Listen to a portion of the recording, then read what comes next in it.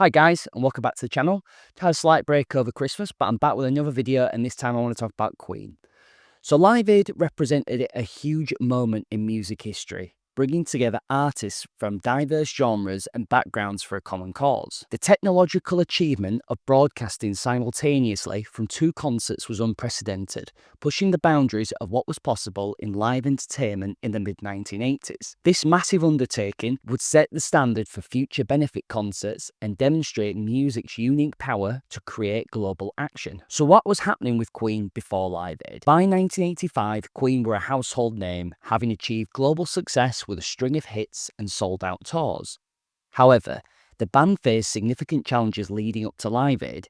Internal tensions had strained their relationships, with Freddie Mercury pursuing a solo career and rumours swirling about the band's future. Their most recent album at the time, The Works, had received mixed reviews, and they were struggling to stay relevant in an era dominated by new wave and synth pop. They were struggling to fit into the 1980s. The band's creative direction was all over the place, with members pulling in different directions. Mercury wanted to explore dance music and solo projects, Brian May wanted traditional rock, and Roger Taylor's interest in electronic drums created further artistic tension in the band. John Deacon's quieter presence helped balance these strong personalities, but the band's unity was still being tested. Moreover, Queen's decision to perform in apartheid-era South Africa in 1984 had tarnished their reputation. Critics questioned their moral compass, and they faced backlash from the media and fans alike. The controversy affected their standing in the politically conscious music community of the 1980s. This context makes their Live Aid performance even more remarkable, marked not just a resurgence, but a redemption. But how important was Live Aid? Live Aid itself was a monumental undertaking that transformed the relationship between popular music and humanitarian causes. Organised in just 10 weeks, the event aimed to raise funds and awareness for the Ethiopian famine, which had claimed over 1 million lives. The images of starving children and widespread suffering shocked the world, and Bob Geldof's impassioned pleas for action united musicians and audiences alike. The event was unprecedented in scale, featuring performances by some of the biggest names in music, including U2, David Bowie, Elton John, and The Who. The logistics of coordinating performances across two continents presented enormous challenges. Time zones, technical requirements, and the complexity of managing multiple acts required military precision planning. The dual venue format showcased the potential of satellite technology, allowing for real-time broadcasting across multiple continents. This technical achievement made Live Aid a truly international event, breaking down geographical barriers and uniting audiences worldwide. The concerts raised over $125 million. Queen were initially hesitant to perform. Guitarist Brian May and drummer Roger Taylor later admitted their uncertainties about the logistics and the impact of the event. The band's recent experiences made them cautious about high-profile appearances, and the pressure of performing alongside other legendary acts only added to their concerns. However, Freddie Mercury recognised Live Aid as an opportunity to reconnect with their audience and reclaim their status. His enthusiasm eventually convinced his bandmates, and they took the preparation seriously. The band spent hours meticulously rehearsing and understanding that their limited time slot required precise execution. Their setlist preparation became a masterclass in strategic planning. They condensed their extensive catalogue into a 21-minute medley to maximise audience engagement. Some of the songs they sang was Bohemian Rhapsody, which was their signature song, opening with a powerful operatic section. Radio Gaga, which was a recent hit that encouraged audience participation. Hammer to Fall, a high-energy rock number showcasing their musical prowess. Crazy Little Thing Called Love, which was a lighter moment and helped display their versatility and how different each song was. We Will Rock You, an anthem designed for mass stadium participation, perfect for Live Aid.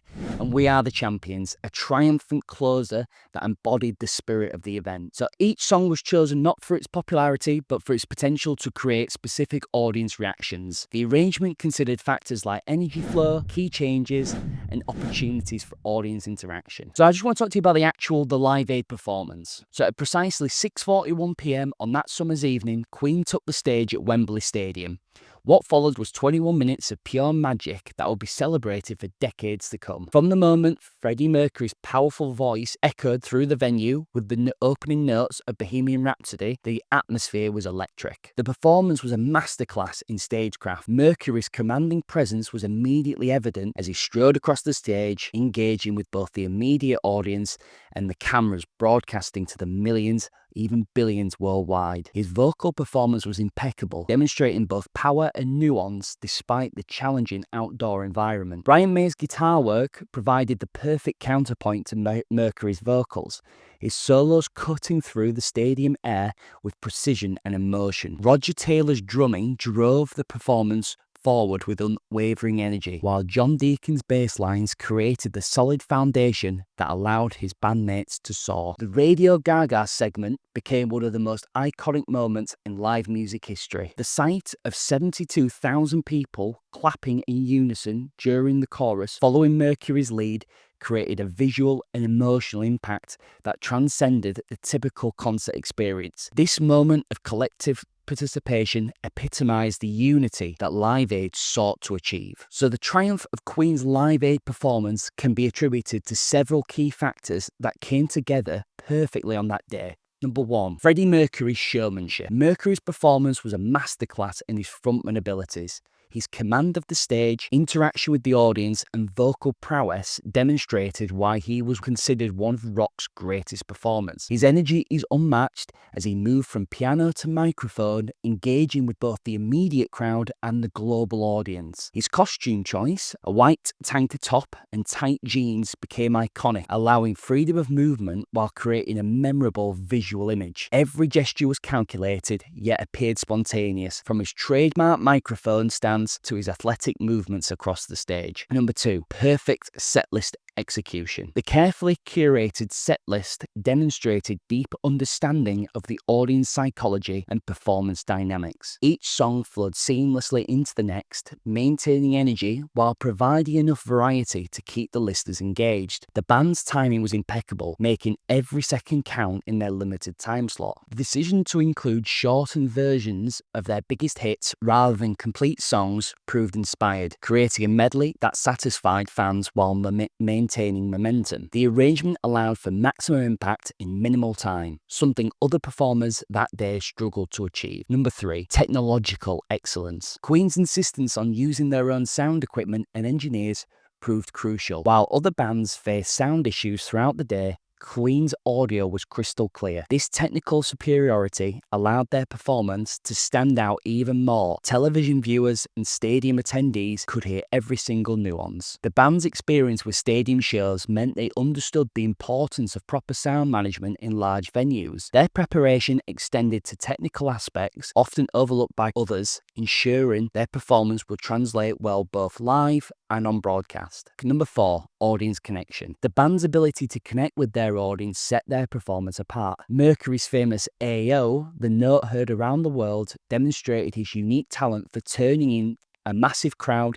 into active participants. This interaction created a sense of intimacy despite the enormous scale of the event. The audience's response was unprecedented, with the entire stadium moving as one during the key moments. This visible demonstration of unity perfectly embodied Live Aid's mission of bringing people together for a common cause. Performance's influences extended far beyond the day itself. It revitalized Queen's career and established new standards for live performance. The band's appearance at Live Aid became a cultural touchstone, referenced and studied in discussions of music, media, and philanthropy. Generally speaking, now, the aftermath of Live Aid saw Queen enjoy a remarkable renaissance. Their performance led to increased album sales and a renewed critical appreciation. The band's unity, strengthened by their shared triumph, resulted in productive recording sessions and successful tours. Their next album, A Kind of Magic, released in 1986, benefited from the momentum generated by Live Aid. The accompanying Magic tour demonstrated their renewed vigour and connection with the audiences. Sadly, it will be their final tour with Freddie Mercury, making their Live Aid performance even more significant in retrospect. The impact of their set continues to resonate through popular culture. The 2018 film Bohemian Rhapsody devoted considerable screen time to recreating the performance, introducing new generations to its magic. The meticulous attention to detail in this recreation showed the performance's historical importance. Queen's Live Aid performance remains relevant today as a blueprint for effective live performance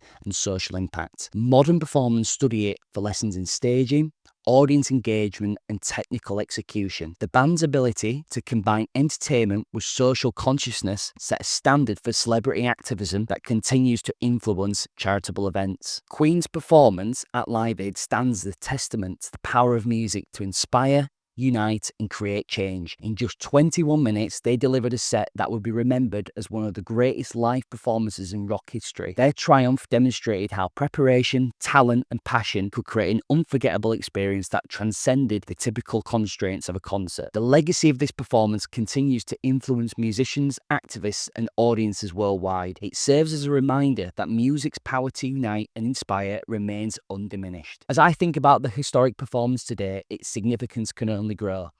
It represents not just a band at their peak, but the potential for music to be a force for positive change in the world. Queen's Live Aid performance remains a shining example of how art and activism can come together to create something truly extraordinary. Thanks very much for watching, guys. I hope you really enjoyed this one. Just a video about Queen and the Live Aid performance and how it's so debated today that it's one of the biggest and most important rock concerts of all time.